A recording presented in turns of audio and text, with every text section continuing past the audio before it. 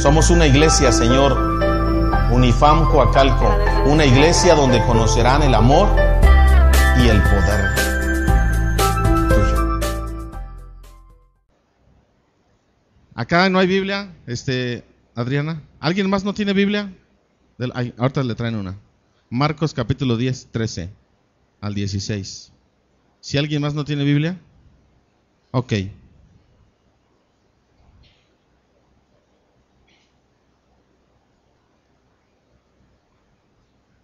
Yo le doy lectura en la versión del lenguaje actual y usted me sigue en la versión que tenga ahí en la mano, ¿sale? Es Evangelio según San Marcos 10, 13 al 16. Dice la palabra de la siguiente manera: Hubo quienes llevaron a sus niños para que Jesús los tocara y los bendijera, pero los discípulos las regañaron.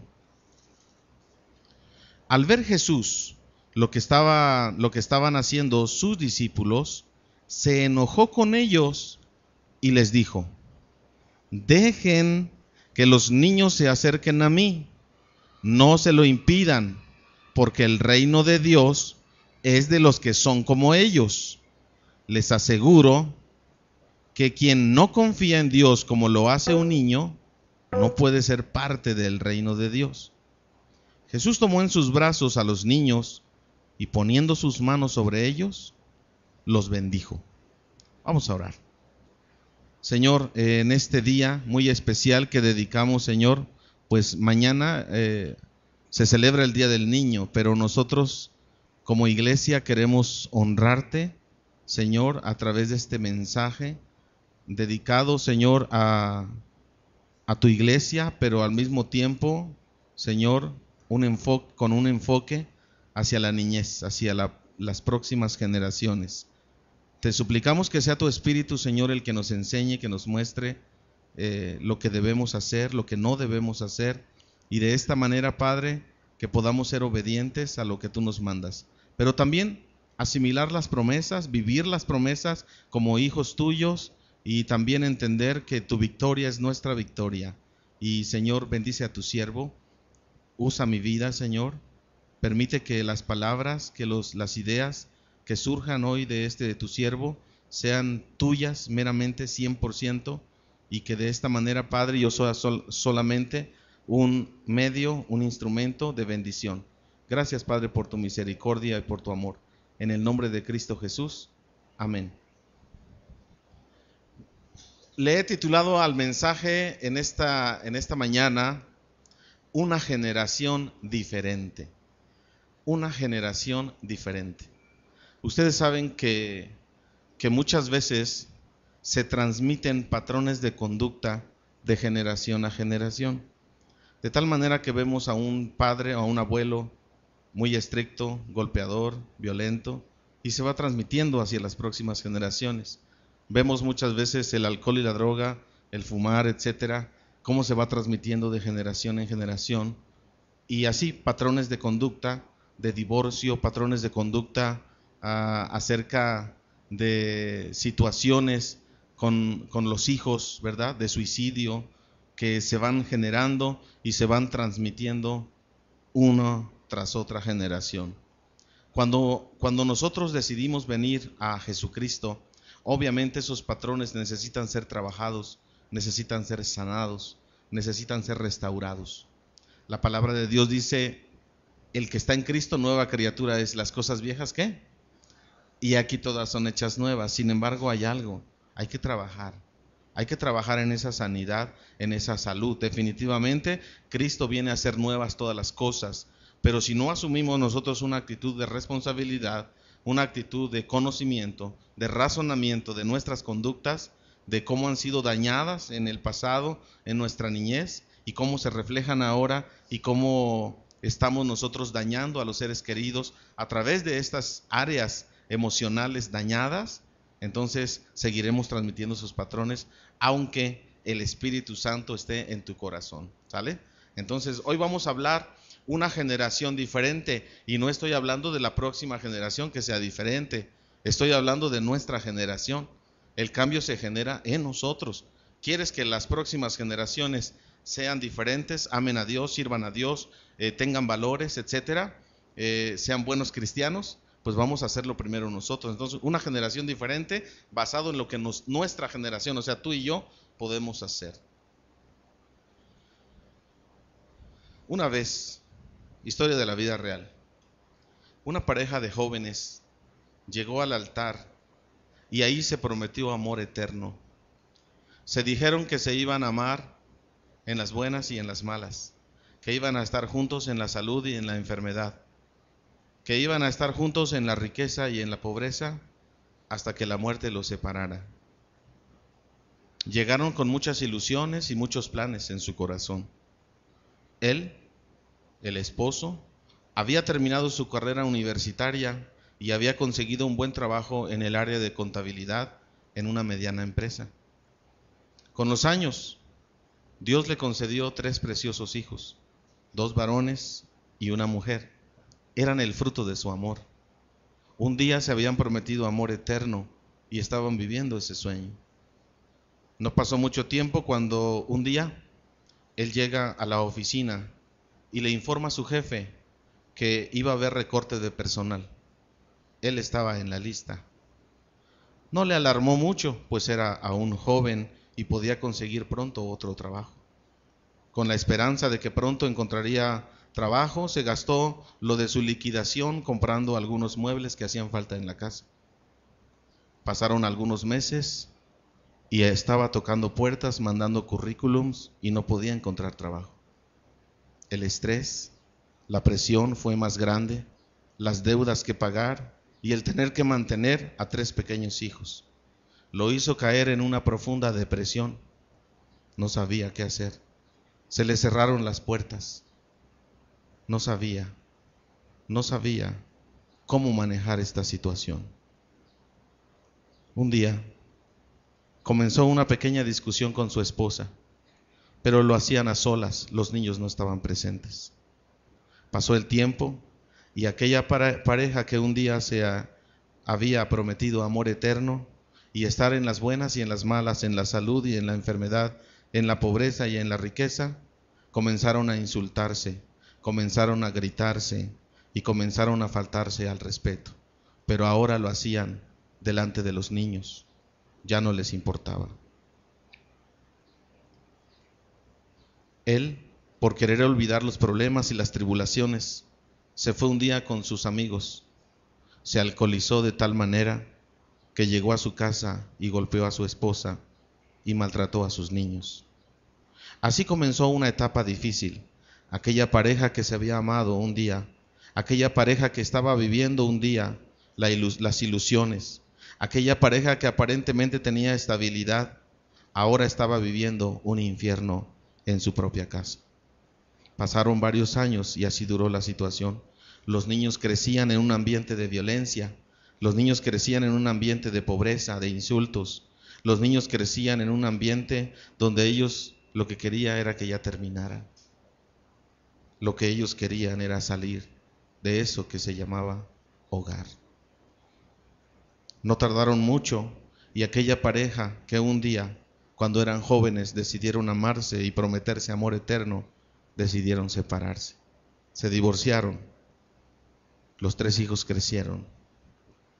La niña es madre soltera y trabaja en el área de la venta de zapatos por catálogo.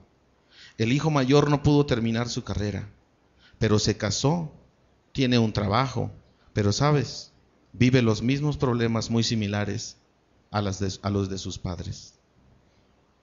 El hijo menor es alcohólico y drogadicto, es un nini, no trabaja ni estudia. La pregunta es, ¿qué pasó?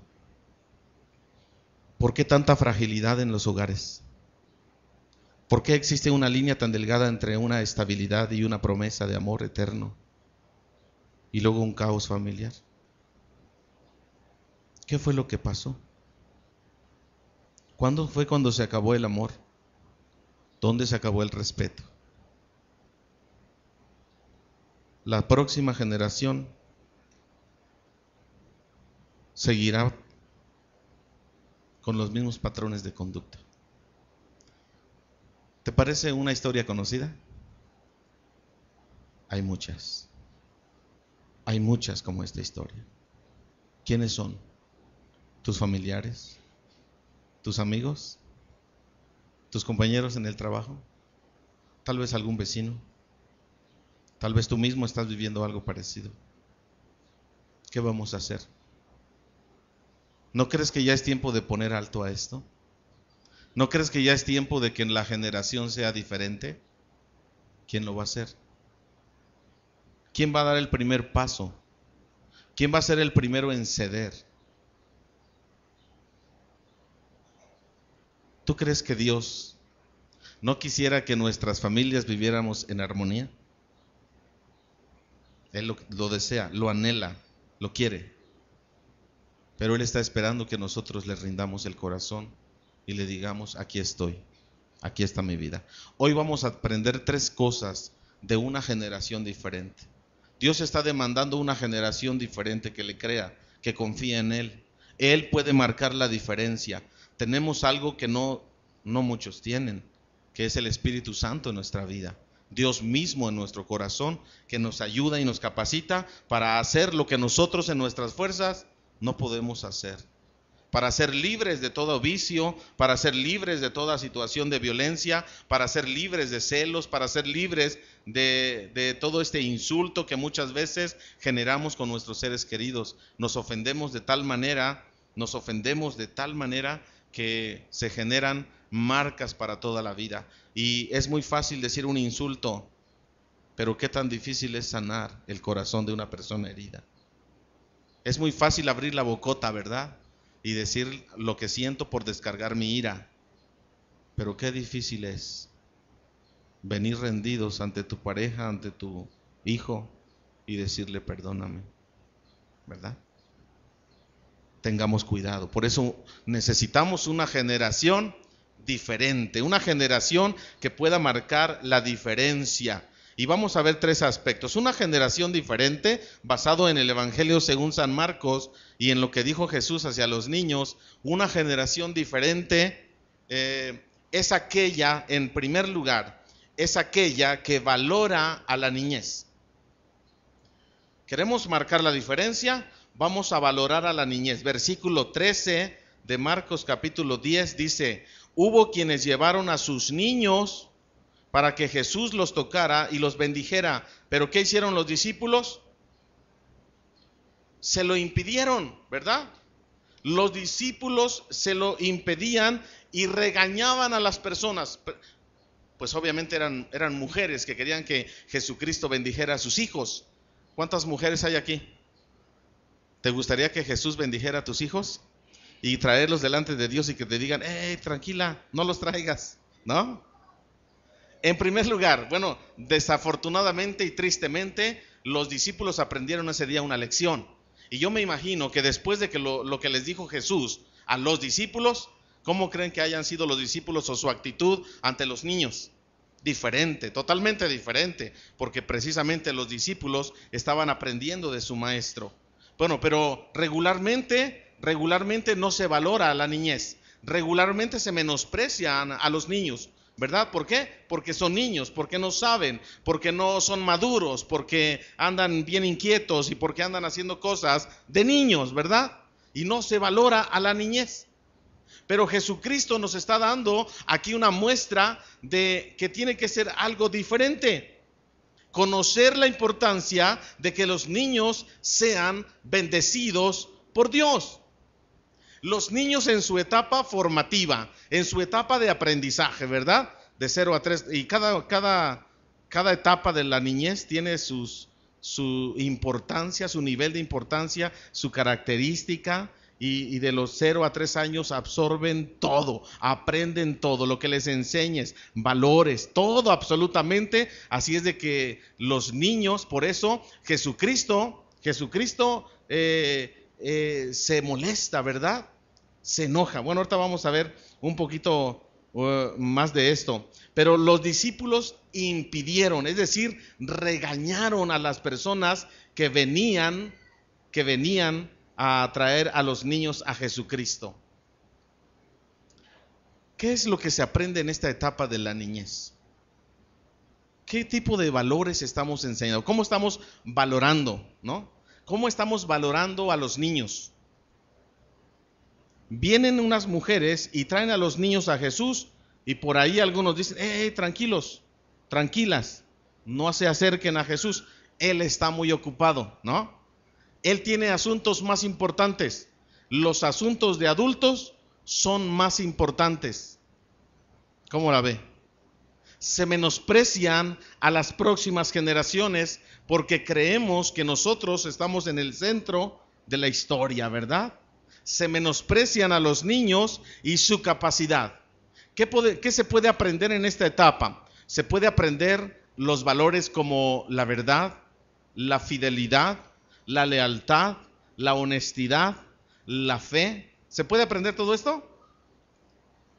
En la etapa formativa, los niños tienen que ser valorados. ¿Por qué? Porque es una etapa tan importante que cuando ya comienzan su adolescencia, cuando ya comienzan la juventud, solamente están reflejando lo que han aprendido en la etapa de la niñez.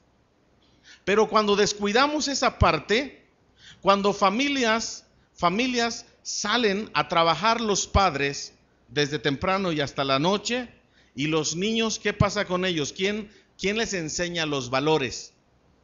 ¿Quién enseña los valores? Los medios de comunicación, los abuelos, enseñan valores los tíos, les enseñan los valores los amigos, los maestros en la escuela. ¿Quién es el principal que enseña valores en casa? ¿Serán los padres los que enseñamos los valores adecuados? ¿Y cómo enseñamos los valores? Una cosa es decir, hijo, no digas mentiras, y si viene el del gas, dile que no estoy, ¿no?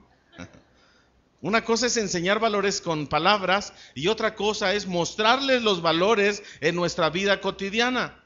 ¿Cómo nos conducimos nosotros delante de nuestros hijos?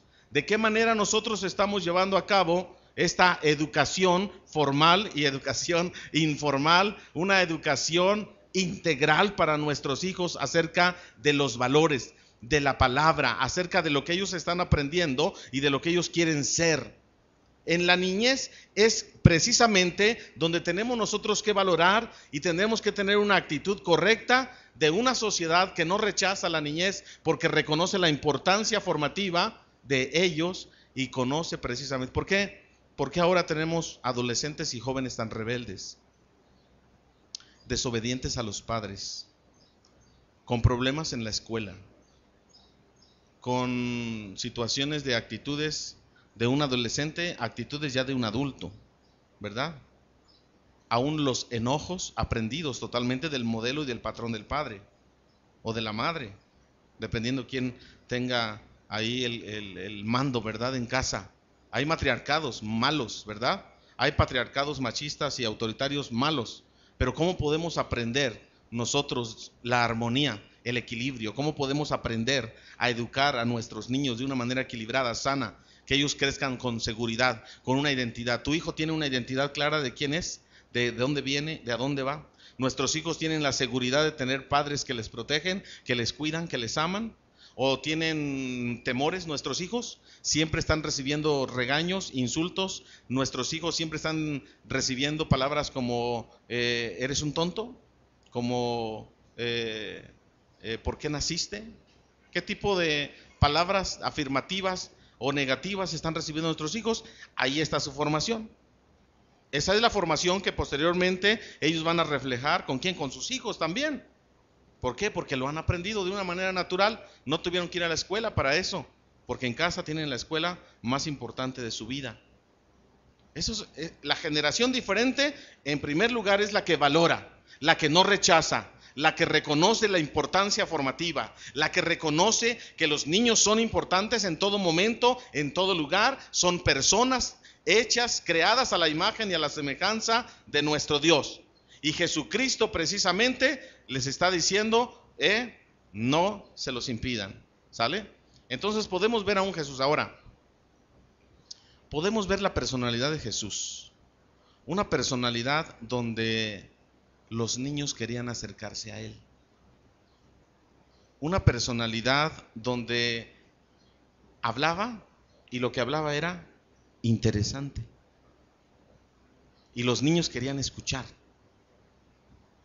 Una generación diferente es una generación que es atractiva a la niñez. Los niños necesitan estar cerca de los adultos, buscar a los adultos, querer estar con los adultos, precisamente porque encuentran ahí el cariño, el amor, la aceptación y no el rechazo, como lo estamos viendo. ¿Sale? Una niñez rechazada la estamos marcando para toda su vida. A un niño rechazado le estamos marcando para toda su vida. Los discípulos estaban regañando a estas mujeres que traían a sus hijos para que Jesucristo los bendijera y les dijeron: no hagan eso, ellos no son importantes, ellos no valen la pena. Esta es la mentalidad de muchas personas, de una sociedad que menosprecia la niñez. Por eso tenemos adolescentes y jóvenes tan rebeldes, adolescentes y jóvenes que no tienen propósitos en la vida, adolescentes y jóvenes que no quieren estudiar, que lo que quieren es salirse de su hogar, adolescentes y jóvenes que no sabemos muchas veces de dónde sacaron ciertos aspectos de violencia y de una mentalidad totalmente reprobada en cuanto a pecado. ¿Qué es lo que está pasando con esto? En primer lugar, entonces podemos ver que una generación diferente, o sea, nosotros vamos a ser una generación diferente cuando comencemos a valorar y a ver la importancia formativa de la niñez. En segundo lugar, una generación diferente es aquella que aprende de los niños. Versículo 14. Al ver Jesús lo que estaban haciendo, sus discípulos se enojó con ellos y les dijo: dejen que los niños se acerquen a mí, no se lo impidan, porque el reino de Dios es de los que son como ¿quién? Como ellos. El reino de Dios. ¿Qué vino a predicar Jesucristo? El reino de Dios. ¿Qué vino a establecer? Su reino.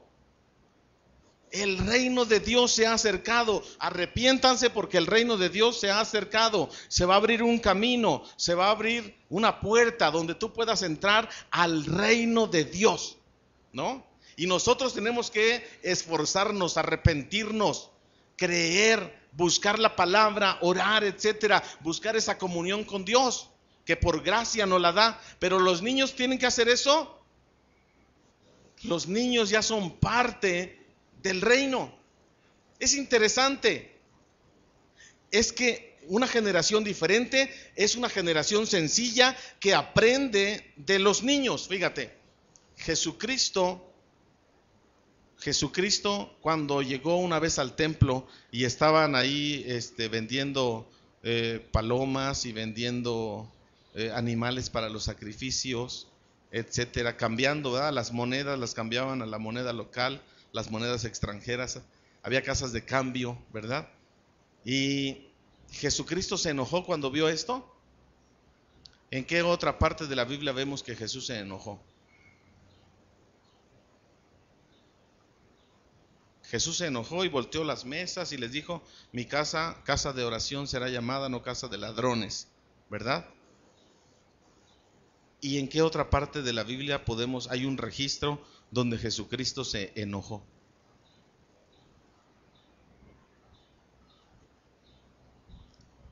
Aquí, Marcos capítulo 10, hablando de ¿quién?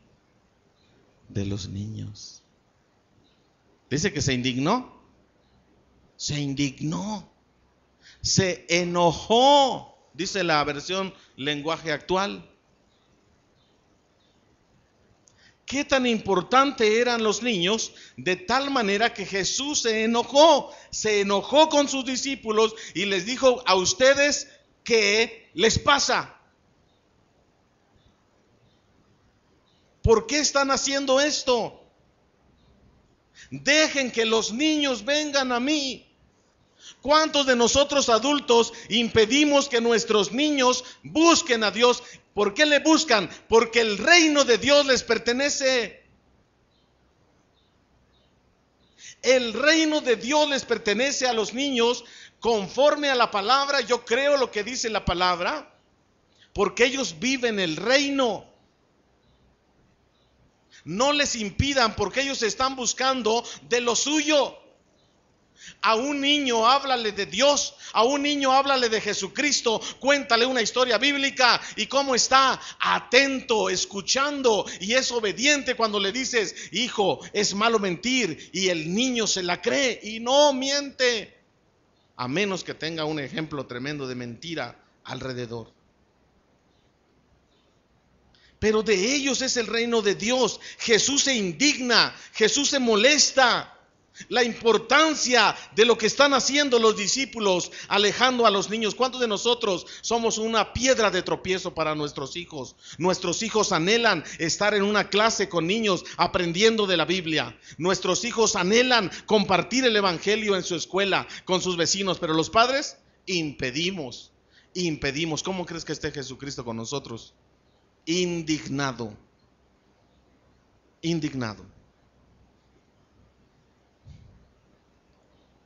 El reino de Dios es de los que son como ¿quién? Como ellos. Un niño, cuando tu hijo ofende, golpea o hace algo incorrecto y le dices, pídele perdón a la persona o al niño o al compañerito que ofendiste, o a tu hermanito o a tu hermanita o a tu papá o a tu mamá, ¿qué hace el niño? Déjame pensarlo, creo que no es el momento, ¿no? ¿Qué hacen los adultos? Se enojan, se indignan, ¿verdad? Le buscan pretextos, buscan explicaciones, es que él tuvo la culpa, es que yo no estaba haciendo nada, es que esto y es que aquello. Pero un niño, ¿qué hace? Va y pide perdón. Porque vive en el reino. Ellos viven el reino. Cuando los niños aman de manera sincera o son hipócritas. Cuando los niños tienen fe en Jesús y creen en Dios, en el Dios invisible, y oran y hacen con sus manitas así, se ponen de rodillas en su cama, ¿ustedes creen que sean sinceros y que crean que verdaderamente Dios les está escuchando? Sí. No son tan incrédulos como nosotros, ¿verdad? Porque tenemos ya toda una trayectoria, ¿sí? Tenemos todo un historial que cuando nos acercamos a Dios para adorarle y exaltarle ya no nos la creemos. Ya no creemos ni en nosotros ni en Dios. Y lo hacemos pues porque a ver si pega, ¿no? A ver si algo sucede. Que no creo que suceda, pero vamos a la media velada a ver si algo sucede, ¿no? O vamos el domingo a la iglesia a ver si pasa algo, a ver si Dios me ayuda, ¿no? A ver si Dios me ayuda. Los niños no. Los niños no son así. Ellos viven el reino, viven en la fe correcta. Confían en la gente. Los niños confían en sus padres. Los niños confían en sus maestros. Los niños confían en la gente adulta. No andan viendo, ay, es que si me defrauda y si me decepciona y si me roba. No, para nada. ¿Cómo duermen los niños en la noche? Cuando tú estás bien estresado porque no tienen para qué y ellos, ¿no? Como un angelito. Ellos viven el reino, confían en que mañana será otro día y mañana Dios dirá, ¿sí o no? Y nosotros desvelados como ojos de mapache, ahí en la noche y mañana me van a venir a cobrar, ¿no? No podemos dormir. Los niños viven el reino, descansan en Dios. Venid a mí los que están cargados, cansados, trabajados, yo les daré el descanso. Duerman tranquilos porque yo velo su sueño. Ellos se la creen, pero nosotros no. Ellos viven el reino. Ellos tienen paz en su corazón. Ellos viven tranquilidad. Y le dan la mano al papá y le dicen al papá, vámonos. ¿Y qué hacen los niños? Le dan la mano y ¿qué hacen? Vámonos. ¿No? Pero a ti te decimos, vamos, ¿a dónde? ¿Qué va a haber? ¿Qué me van a dar? ¿No? ¿Podemos aprender de los niños? Es importante, dice la palabra de Dios, que una generación diferente es la que aprende de los niños. ¿Por qué? Porque Jesucristo se indigna, se molesta cuando le están impidiendo y les dice, dejad a los niños, venid a mí, porque de los que son como ellos, o sea, lo que quiere decir aquí es, los que son como ellos, así como ellos, a ellos les pertenece el reino y disfrutan de la vida. No se amargan. ¿Cuándo has visto a un niño amargado? Y si a un niño está llorando, y si está triste, y le dices, y le empiezas a hacer cosquillitas, y le empiezas a hacerlo reír, se comienza a reír. Vive en el reino. Aprendamos de los niños, aprendamos de ellos. Fíjate, una vez había alguien, era un joven que todavía estudiaba y trabajaba, y le fue muy mal un día. Así es de que le reclamó a Dios. Fíjate lo que dice. Dice: Dios, ¿te puedo preguntar algo? Dice Dios: sí. ¿Me prometes que no te vas a molestar? Prometido, dice Dios. Este joven frustrado, ya casado, trabajaba y estudiaba. ¿Por qué dejaste tantas cosas, que tantas cosas me pasaran hoy? Dice Dios: ¿qué quieres decir con eso? Bueno, fíjate lo que me pasó. Me desperté tarde. A mi carro le llevó una eternidad para arrancar. Para la hora del almuerzo me prepararon el sándwich equivocado y me tocó esperar de más en la tienda. Perdí más tiempo. Camino a casa, se quedó sin batería el teléfono, justo cuando iba a contestar una llamada. Y sobre todo cuando llegué a casa, solo quería ver un poco la televisión y descansar, pero no encendió la televisión. No me salió bien hoy, nada. ¿Por qué permitiste eso? Si soy tu hijo, no lo entiendo. Dice Dios: bueno, déjame explicarte. Déjame ver. El ángel de la muerte estaba al lado de tu cama esta mañana y tuve que mandar unos de mis ángeles para luchar por tu vida. Te dejé dormir mientras eso pasaba. No quise que tu carro encendiera porque había un borracho irresponsable al volante en tu ruta que pudo provocar un accidente donde estuvieras involucrado. Si hubieras estado en esa ruta, no hubieras llegado a tu clase y a tu trabajo. La primera persona que preparó tu sándwich hoy estaba enferma y no quise que te contagiara la enfermedad. Sabía que no podías darte el lujo de faltar a tu clase y a tu trabajo. Tu teléfono se quedó sin batería porque la persona que estaba llamándote iba a comprometerte en un problema y no quise que tuvieras oportunidad de involucrarte en una situación de esas. Y la televisión tenía un cortocircuito que iba a ocasionar un apagón en tu casa esa noche. No quise dejarte en la oscuridad. Pero no te preocupes, solo aprende a confiar en mí. ¿Cuántas veces estamos de mal humor? ¿Cuántas veces estamos preocupados por las situaciones que nos pasan? Y decimos: ¿por qué a mí? ¿Por qué ahora? ¿Y por qué me sucede esto y aquello? Pero no sabes que Dios tiene todo el control. No sabes que Dios conoce las cosas que tú no conoces. Y no sabes cuánto te ama Dios. De tal manera que todas las cosas que te suceden, ¿sabes qué? Son para bien, aunque tú no lo comprendas. ¿Por qué? Porque amas a Dios. ¿Amas a Dios o no? Déjale el control a Dios y seamos como niños. Dile al Señor en la mañana, en la noche, dale la mano así, dile: Señor, ¿a dónde me llevas hoy? ¿A dónde vamos, Señor? Deja que el Señor te tome de la mano. Deja que Él te tome a ti, porque si tú te tomas de Él, te vas a soltar. Pero deja que Él te tome a ti para que no te sueltes, ¿sale? Entonces, vamos a ser como niños. En tercer y último lugar,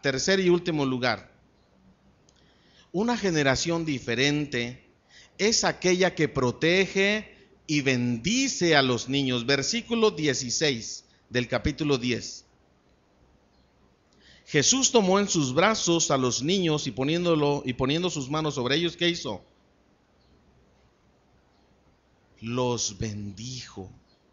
¿Qué hizo Jesús con los niños?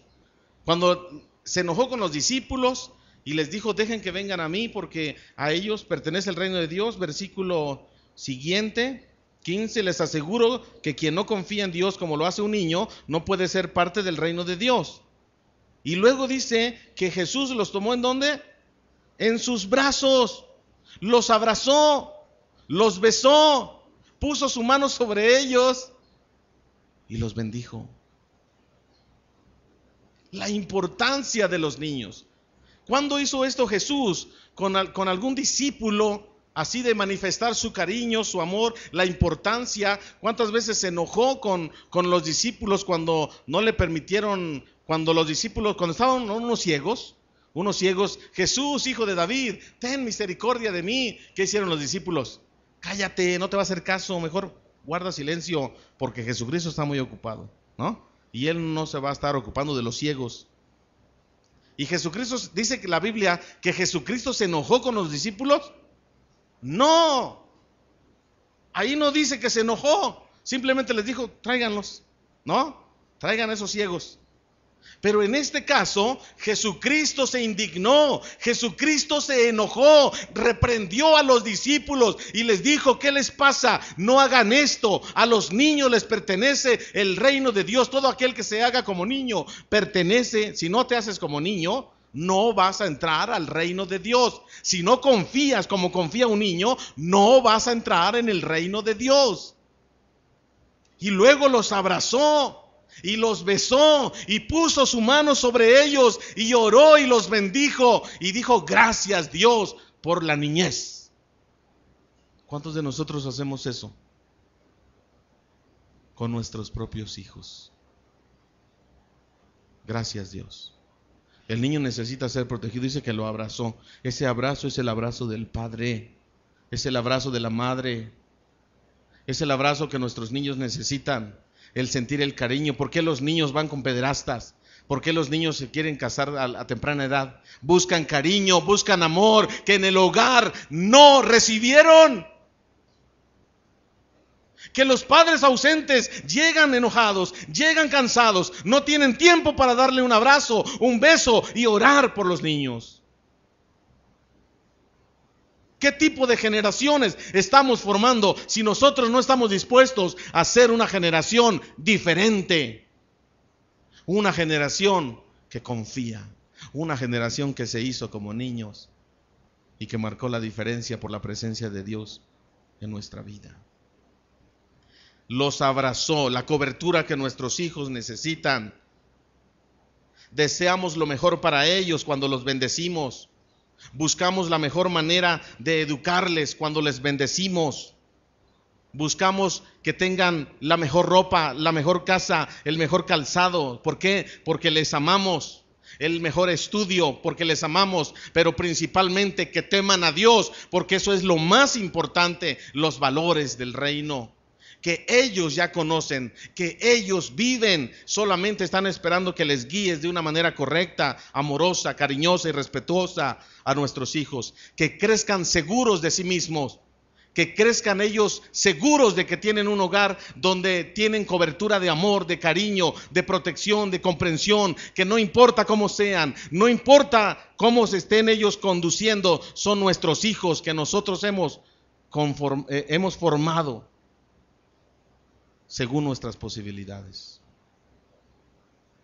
Debemos estar dispuestos a proveer para que les vaya bien en la vida.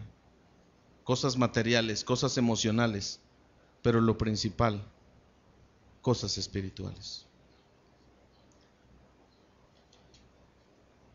Una generación diferente es una generación que no camina sola. Podemos hacer equipo hoy. Necesitamos trabajar en equipo.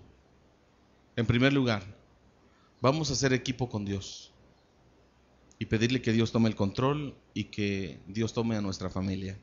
En segundo lugar, vamos a hacer equipo con la esposa, con el esposo, con los hijos y con los padres. ¿Cómo la ves?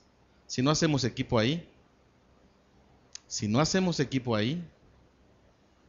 la cosa se va a tornar muy complicada. Muy difícil. Esposa enojada con el esposo. Hijos que no quieren saber nada de sus padres. Padres que ofenden a sus hijos. Ese no es equipo. Necesitamos hoy no salir de este lugar sin hacer un compromiso con Dios. Y hacer un compromiso con la familia, que es el diseño de Dios y es voluntad de Dios. Y en tercer lugar, un compromiso como familias unidas, de ayudarnos, de colaborar juntos, porque solos no podemos. ¿Quieres éxito? Necesitas la ayuda de alguien más. Primero de Dios, luego de tu esposa o de tu esposo y de tus hijos o de tus padres, y después de toda una comunidad cristiana. Estamos aquí porque necesitamos ayuda. No estamos aquí porque somos la familia perfecta. Estamos aquí porque tenemos diferentes aspectos y situaciones que no podemos controlar en nuestras fuerzas. Necesitamos la ayuda de Dios. Necesitamos hacer equipo. Yo necesito que mi esposa me ayude. Ella necesita que yo le ayude. Nuestros hijos nos necesitan. En un rato más, los niños van a bajar y te van a decir: mami, papi, mira lo que hicimos, mira lo que me dieron. Y vamos a ir a casa. ¿Se va a generar la misma violencia? ¿Falta de respeto? Por un lado recibimos un mensaje y por otro lado hacemos otra cosa. Es tiempo de hacer compromisos. ¿Quién los va a hacer? Una generación diferente. Una generación que le creyó a Dios. Te voy a leer otra historia. ¿Has leído la historia de las manos que oran? ¿Has visto esa pintura de unas manos así arrugadas, que están los dedos hacia arriba como que están orando? ¿Sí has visto? De ahí hay poemas, hay en los museos estas manos, más o menos. Bueno, cuando las veas acuérdate de esta historia. En el siglo XV, en una pequeña aldea cercana a Nuremberg, Alemania, vivía una familia con varios hijos. Para poner en aquella mesa pan para todos, el padre trabajaba casi 18 horas en las minas de carbón y en cualquier otra cosa que se le presentara. 2 de sus hijos tenían un sueño. Querían dedicarse a la pintura, pero sabían que su padre jamás podría enviarles a ninguno de ellos a la academia. Después de muchas noches de conversaciones calladas, los 2 hermanos llegaron a un acuerdo. Lanzarían una moneda y el perdedor trabajaría en las minas para pagar los estudios del hermano que ganara. Al terminar los estudios, el ganador pagaría entonces los estudios del que se quedaba en casa, con el dinero procedente de la venta de sus obras. Así los 2 hermanos, podrían ser artistas. Lanzaron la moneda un domingo al salir de la iglesia. Uno de ellos, llamado Albrecht Dürer, ganó y se fue a estudiar a Nuremberg. Entonces el otro hermano comenzó el peligroso trabajo en las minas, donde permaneció durante 4 años, pagando los estudios de su hermano, que desde el primer momento causó sensación en la academia. Los grabados de Albrecht, sus tallados y sus óleos llegaron a ser mucho mejores que los de muchos de sus profesores, y para el momento de su graduación ya había comenzado a ganar considerables sumas con la venta de sus trabajos.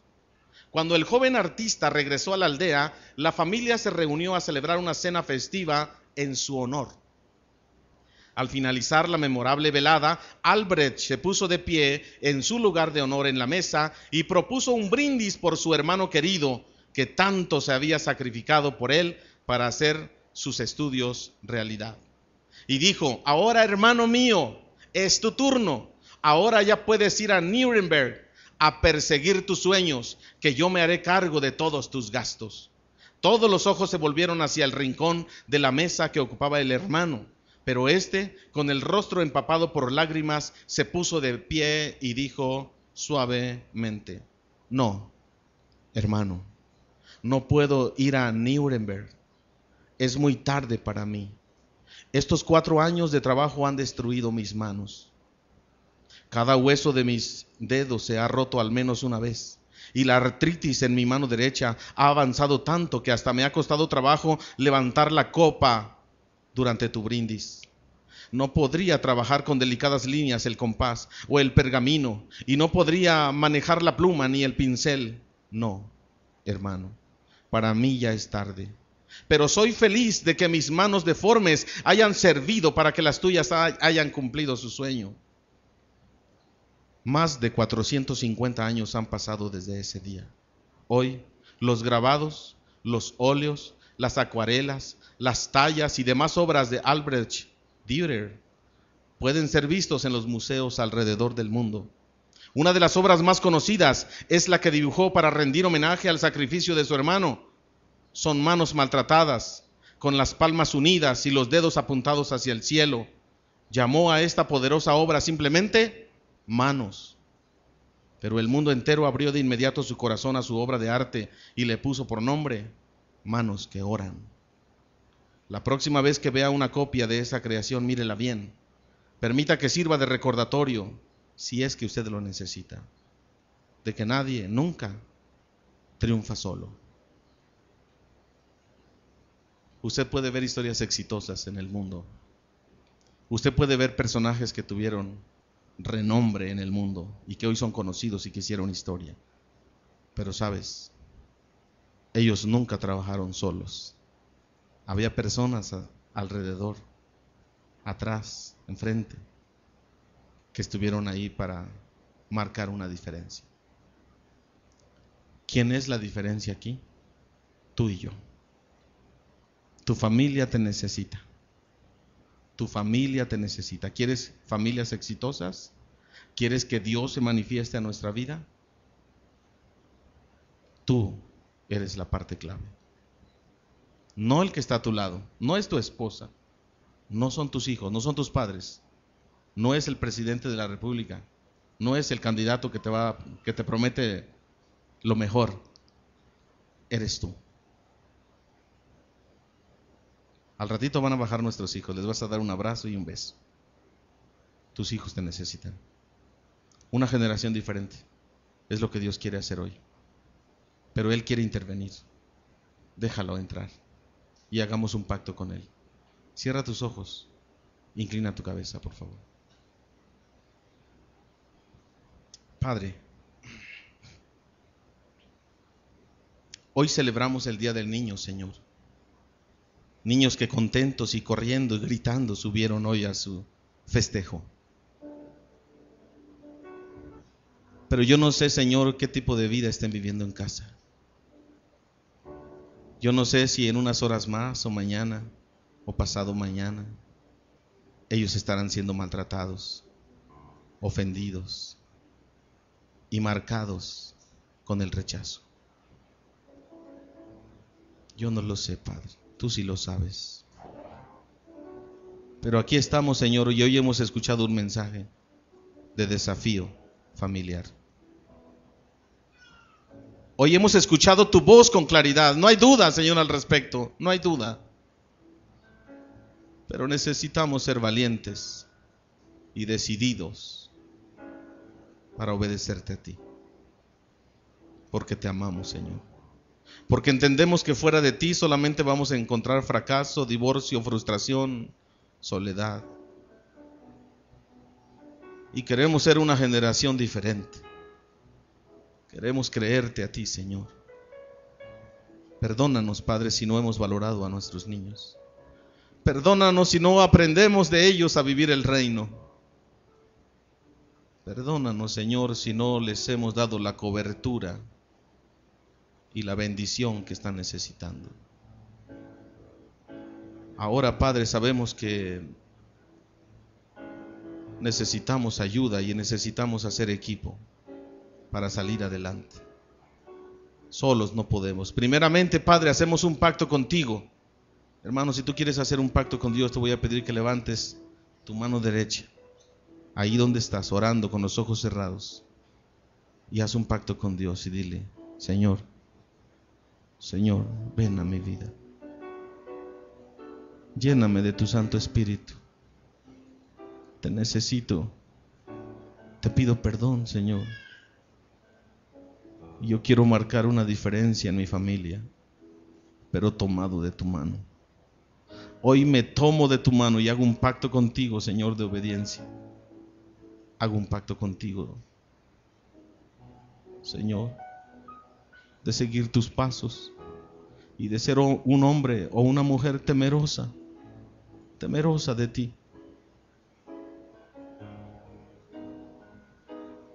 También hoy hago un pacto contigo de ser un buen esposo y una buena esposa,